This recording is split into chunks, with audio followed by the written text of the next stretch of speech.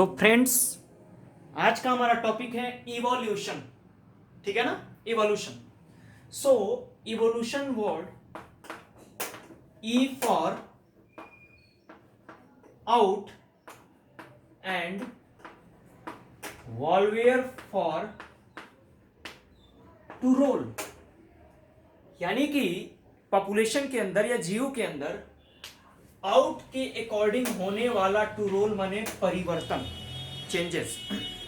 ई means out, वॉल्वेयर means to roll, यानी out के अकॉर्डिंग जीव शरीर के अंदर होने वाला जो परिवर्तन है, that is called evolution.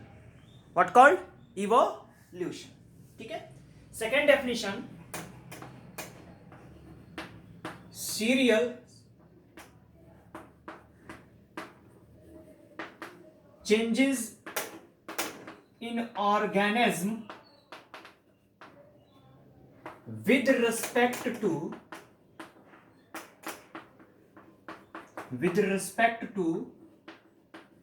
environment or surrounding, यानी जीव के अंदर होने वाला परिवर्तन किसके रिस्पेक्ट में? सराउंडिंग के रिस्पेक्ट में। इसी को मेरे दोस्त बोलते हैं इवोल्यूशन। क्या बोलते हैं? इवोल्यूशन बोलते हैं। ठीक है ना।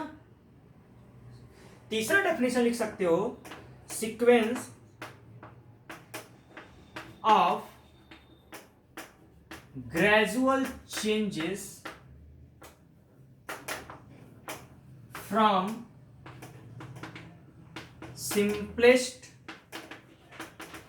Life form to complex life form. Sequence of gradual changes, यानी जीव शरीर के अंदर होने वाला वो चेंजेस जो उस जीव को सिंपलेस्ट फॉर्म से कॉम्प्लेक्स फॉर्म की तरफ ले जाए, इसी को इवोल्यूशन कहते हैं। अब जरा ध्यान दीजिएगा, एग्जाम्पल के फॉर्म में स्पेशली प्रोकैरियोट्स से यूकैरियोट्स है। सोचो अगर इवोल्यूशन ना हुआ होता, प्रोकैरियोट्स, बैक्टीरिया, अमीबा, पैरामीशियम जो भी हैं, सॉरी प्रोकैरियोट्स में स्पेशली बैक्टीरिया, ठीक है ना। सो ये आज भी अगर इनमें इवोल्यूशन ना हुआ होता, ठीक है ना, तो आज भी प्रोकैरियोट्स यूकैरियोट्स यानी यूनिसेल से मल्टीसेल ना आया होता, तो हम लोग तो मल्टीसेल है भाई, तो आज भी हम लोग किसी बड़े से तालाब नाले में क्या होते हैं, कोई छोटा मोटा यूनिसेलुलर बन के तैर रहे होते हैं।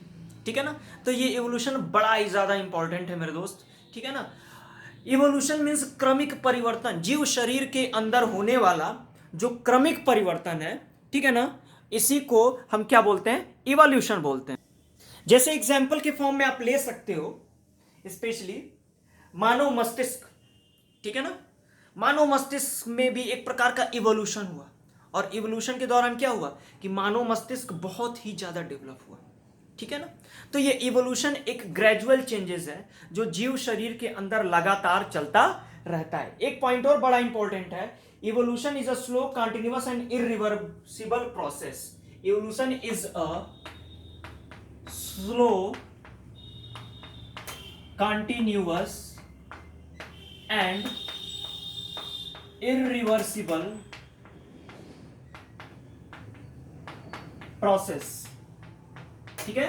यानी इवोल्यूशन जो है बहुत ही स्लो तरीके से होता है। ऐसा नहीं कि इवोल्यूशन एक दिन 2 दिन में हो गया, 100 दिनों में हो गया, 1000 दिनों में हो गया। इसके होने में आपको 1000 ईयर से लेकर लाखों साल तक लग सकते हैं। तो इवोल्यूशन एक स्लो प्रक्रिया है, कंटिन्यूअस और इरिवर्सिबल प्रोसेस है। ठीक है ना। इरिवर्सिबल प्रोसेस मतलब इसमें बैक गियर नहीं लग सकता। ज्यादातर केसेस में बैक गियर मतलब अगर इवोल्यूशन हुआ और एक जीव में थोड़ा सा डेवलपमेंट हुआ, वो किसी थोड़े से नए ऑर्गेनिज्म या एक नई स्पीसीज की पहचान बनी, ठीक है, तो वापस उसका रिवर्स आना थोड़ा सा क्या होता है? मुश्किल होता है। ठीक है।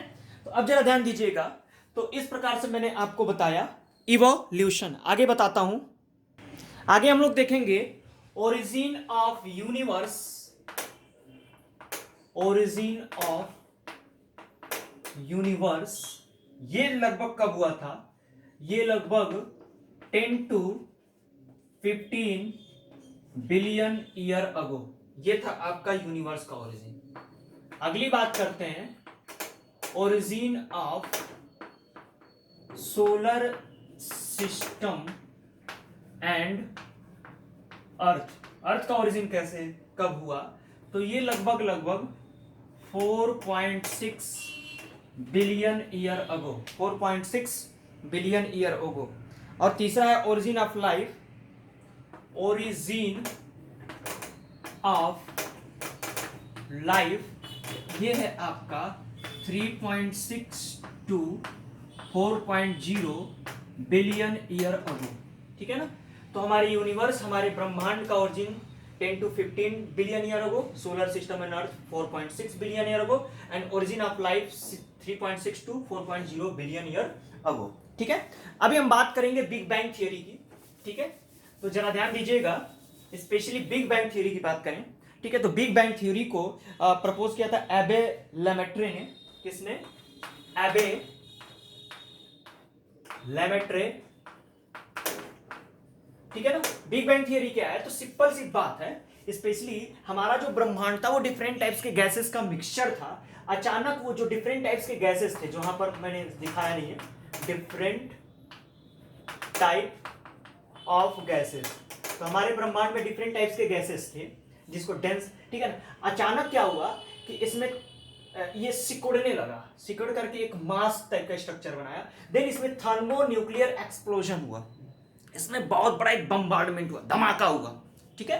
और जब थर्मोन्यूक्लियर एक्सप्लोजन हुआ तो ये धमाके के कारण जितने भी टाइप्स के कंपोनेंट्स थे वो बिखर गए, जिसको कॉस्मिक मटेरियल, ऐसे मटेरियल जो प्लैनेट्स में पाए जाते हैं, ठीक है ना, तो कॉस्मिक मटेरियल और नेबुला बोलते हैं।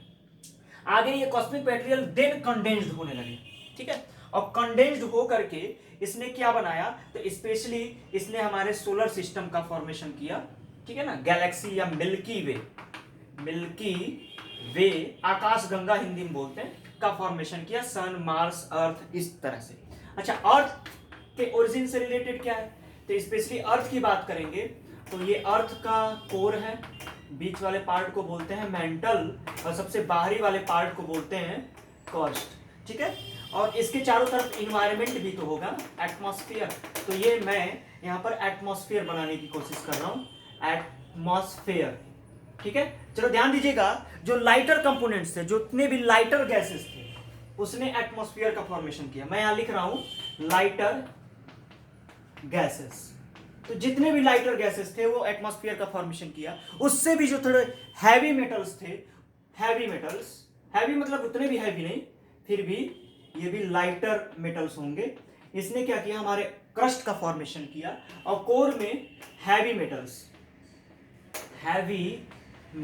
तो जो कोर रीजन था उसमें हैवी मेटल्स आ गए। जैसे आज भी अगर आप डिगिंग करो, वैसे जितने भी कच्चे आइस निकाले जाते हैं जमीन के अंदर से, लोहा हुआ, जो भी सोना हुआ, चांदी हुआ, ये सब हैवी मेटल्स कहलाते हैं। तो जितने लाइटर कंपोनेंट्स थे उसने एटमॉस्फेयर बनाया, उससे जो थोड़े हैवी थे उसने क्या बनाया, अर्थ क्रस्ट बनाया, उससे थोड़े जो हैवी थे वो मेंटल बनाया, और जो सबसे ज्यादा हैवी थे उसने कोर का फॉर्मेशन किया,